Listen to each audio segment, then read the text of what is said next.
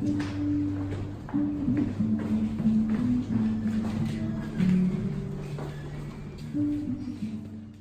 go to elithecomputerguy.com and failednormal.com to see the videos that are too dangerous for YouTube. Welcome back. So in today's video, we're going to be using an Arduino Uno Wi-Fi, an L298N motor module, a fan, and an analog temperature sensor to be able to create a wireless sensor that will be able to give you notifications, and you'll be able to manually trigger a fan. So a lot of the projects that we do, we have some type of sensor, and then that sensor is what automatically triggers a physical event to happen. What's going to happen in today's project is we're going to have the analog temperature sensor. Basically, the Arduino Uno is going to continuously read from the analog temperature sensor, and then it's going to give an output that we can see in a web browser. So it'll show us a very big number for the temperature. If the temperature is within the cool level, the number will be green. If the temperature is in the yellow, like the medium level, it will be yellow. And if the temperature is in the high level, the temperature will be red. Then under that, there will be manual links so that you can click and manually turn a fan on or manually turn a fan off. So this is an important thing to be thinking about when you're administering systems. Now, it is great and it is amazing to be able to have physical events happen automatically. That is just an awesome thing to have happen. But there are sometimes you want to know that there is a problem, but you don't want systems to automatically try to rectify the problem. You simply want to know that there's a problem and then be able to trigger a physical event to happen. So what this is going to do is this is going to continuously read from this analog temperature sensor, provide that in a format that you can use in a web browser, and then if the temperature gets too high and you decide to turn on the fan, then you can click on a link and turn on that fan. So with that, let's go over to the workbench so I can show you the components that are involved in this project. Then I'll show you the code, and then I'll show you how it all comes together. So here is the project as it's been built. Unfortunately, this looks a little bit like a mess, but I'll try to explain everything going on here. So the important components for this, basically what allows all of the actions and the outputs to take place, is we have our Arduino Uno Wi-Fi board here, and we have the L298N motor module here. So these are the two main components that will give us the intelligence and the ability to actually trigger things such as the fan being turned on. Now, if we're going to take a look at this L298N motor module, one of the things I've talked about in the past with these modules is that there are multiple ways in order to power the module and to power the whole system when you're using one of these modules. One of the ways that you can do it is you can actually use the VIN pin on the Arduino board in order to power the module. Another way that you can power the module is simply by connecting it to a 12 volt or up to a 35 volt power supply and connecting the Arduino on its own circuit, or you can connect this with up to a 35 volt power supply and then connect the Arduino to the L298N module. What I've decided to do today is just keep this on two separate circuits. So the L298N module is being powered by this 12 volt 1 amp connector power supply, and then the Arduino currently is simply being powered off of the computer. So realize power is coming in from two different sides. Now, one of the reasons that I did this is that we're having a weird problem with the analog temperature sensor. The analog temperature sensor was acting really quirky when I actually connected the power supplies and these things were trying to power each other. When nothing was connected, it would work fine. But when I would connect the 12 volt power supply to the Arduino board, power would come in to the analog temperature sensor, but the output that would come out would get all wonky. I'm honestly not sure why that occurred, but it was a problem that frankly I couldn't get around. So the way to get around it was by simply putting these two devices on different circuits. So this is what the L298N is getting powered off of, and then you can have the Arduino board be powered off a computer, USB battery pack, something like that. Now, one of the things you'll notice, I have the power connector here. It uses a normal barrel connector, and what I've done is I've used one of these cool little adapters. So these are nice adapters. You can buy them I don't know, a pack of 5 for about $6. And what this allows you to do is it allows you to take a normal barrel power connector into one side and then be able to split that out to normal wires on the other side. So that's what I've done here. So this is a normal power adapter with the barrel connector that comes into this adapter. This adapter then allows me to screw down your ground and your VCC wires, and then the ground and the VCC wires then go into the L298N module. So this is a great, valuable little thing. Then past that, as far as the L298N module goes, on one side, I've connected the fan, so the positive is into IN1, the ground is in an IN2 ports on the L298N module, and that goes to the fan. And so this allows me to power the fan and turn the fan on and off from the Arduino board. Then for the Arduino board, we have the Arduino board connected ENA. So the ENA wire, this is what controls the speed of the motor or the fan. So we have the ENA wire, we have the IN1 wire, and we have the IN2 wire. Those come over to the digital side on the Arduino Uno with Wi-Fi. Then past that, so all of this is what's required for the motor, but then again, we also have the temperature sensor. So we have our analog temperature sensor over here. Again, as always, we have 5 volt for VCC power. We have the ground, and then the center wire goes for the analog sensor, and so that comes over, and I have that plugged into A5 today. So basically, this is how everything is set up compared to how we've dealt with the L298N motor module before. The really only difference here is that we are putting it on its own circuit. And again, this is an important thing to understand whenever you're dealing with Arduino projects, is remember the Arduino board itself, it can only support up to like 12 volt, 1 amp. So if you try to put any more power through it, you'll most likely blow it up, which is bad. And so one of the questions is, well, how are you going to control motors? How are you going to control electrical devices that require far more power than 12 volts? That's where you can use something like this motor module. So this motor module is able to support up to 35 volts. Some of these motor modules, depending on what their specific specifications are, may be able to support up to 45 volts. So what you can do is you can have your Arduino board on one power circuit and then just have the control wires coming over to the other electrical stuff that you've set up, and then these are able to run off of more voltage. So again, think about this for things like water pumps. Again, fans, remember fans will basically spin as much power as you put through them. They'll spin faster and faster, that type of thing. And so this is a reason why you may want to have everything on separate electrical circuits. But this is basically what we have set up for here.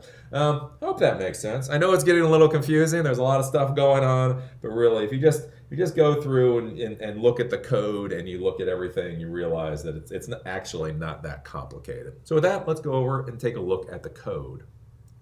So here's a code for this particular project. It may seem a little bit complicated at first blush, but what you'll notice if you take a look at it is really we're just doing a lot of copy pasting, a little bit of modification and add-on to all the projects that we have done in the past. And again, that's really what any project is.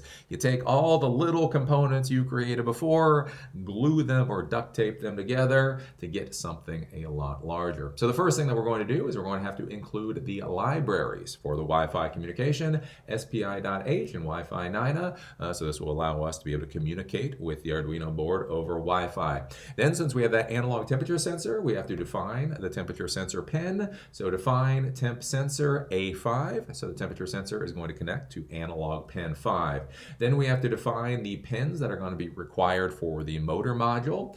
So on the motor module, ENA, there's a pin called ENA, and that is for speed. There's IN1 and IN2. IN1 is the first power pin on the motor module. IN2 is the second. And so speed is going to go to digital pin 8 on the Arduino board. IN1 will go to digital pin 9, and IN2 will go to digital pin 10.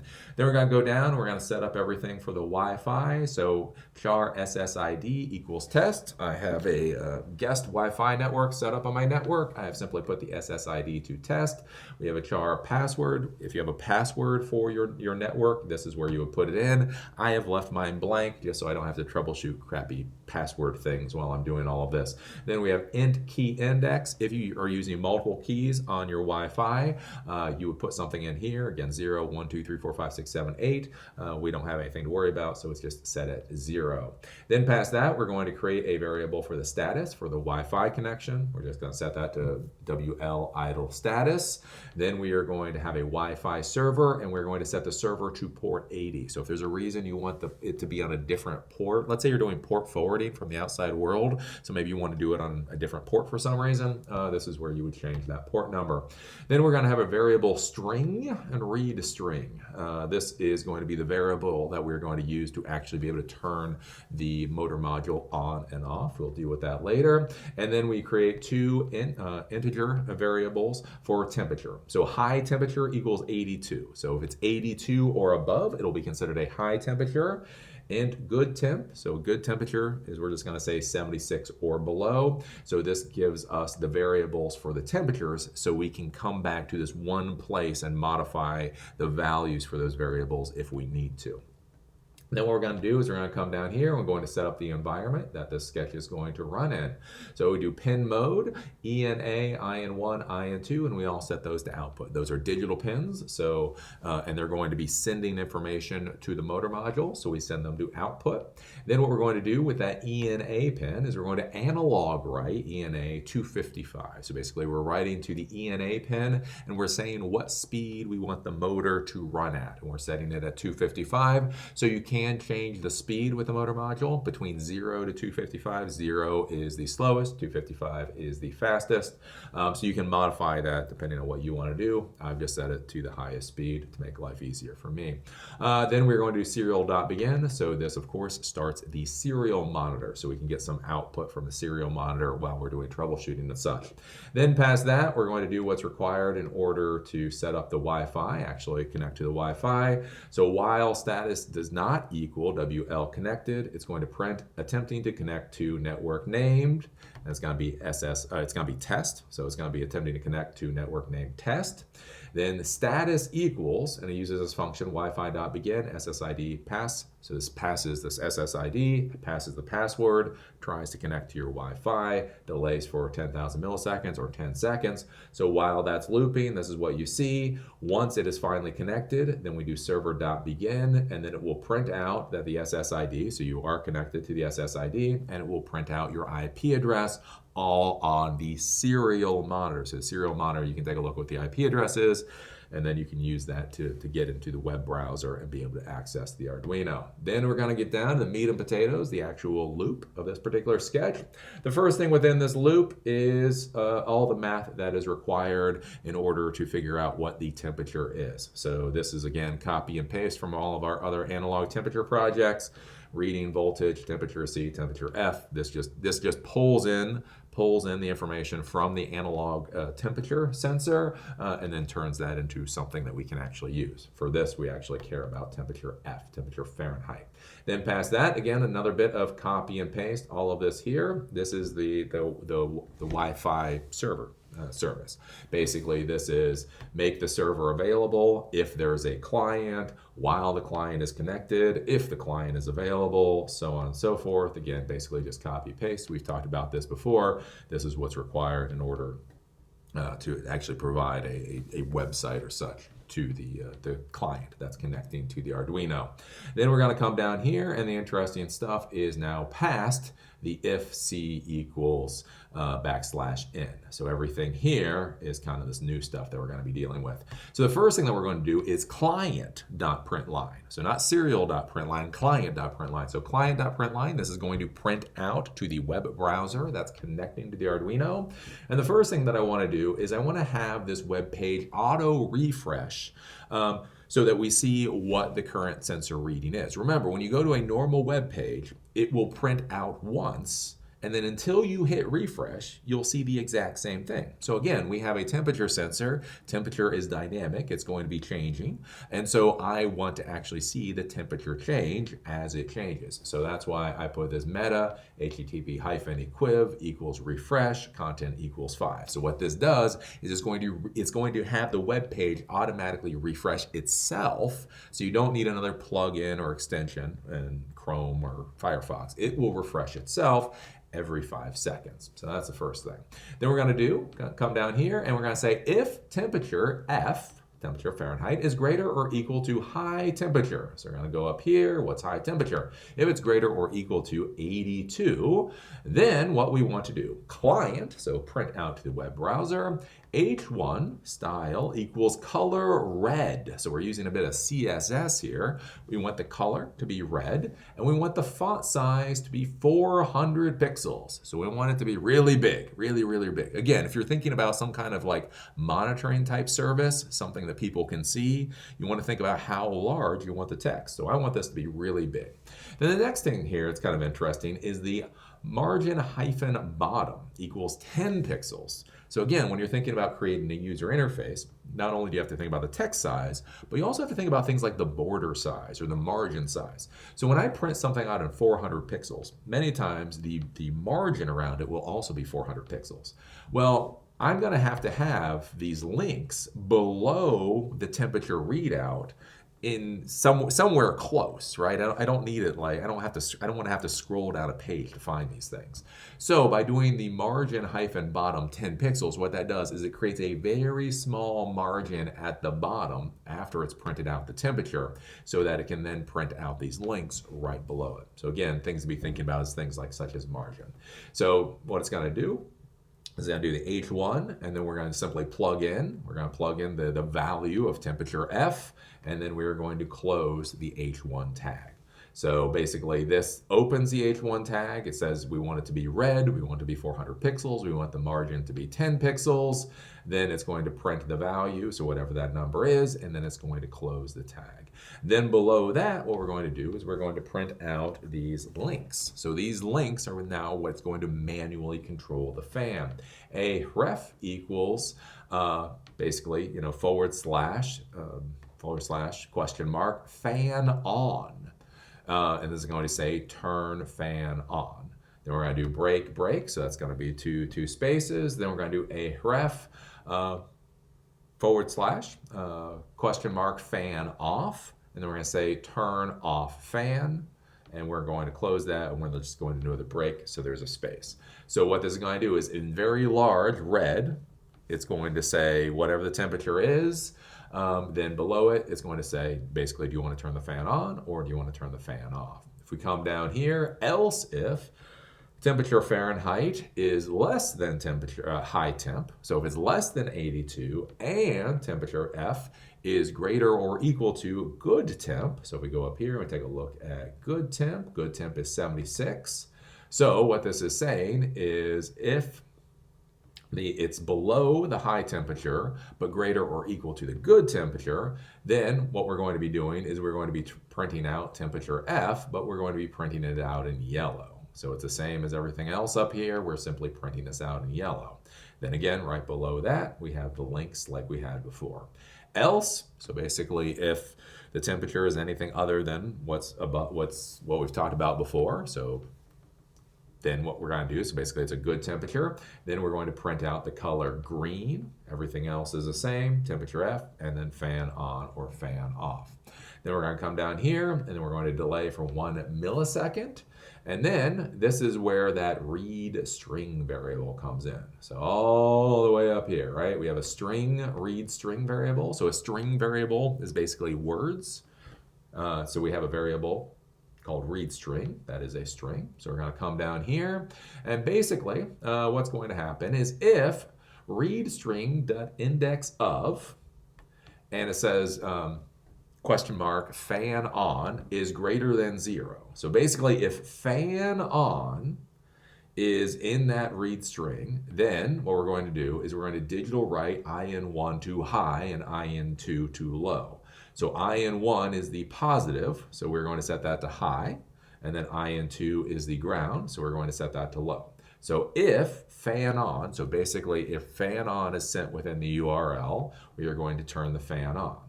We just do a little delay for 1 millisecond here.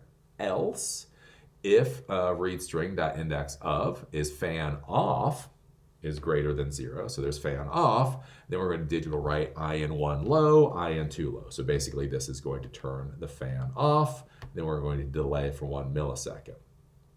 So this right here, this is what's going to be used. So it's going to be reading, so it's going to be looking. When you click on that link will show up in the web browser as part of the URL, and then what it's looking for is if it says if fan on is there, then it will turn the fan on. If fan off is there, then it will turn the fan off.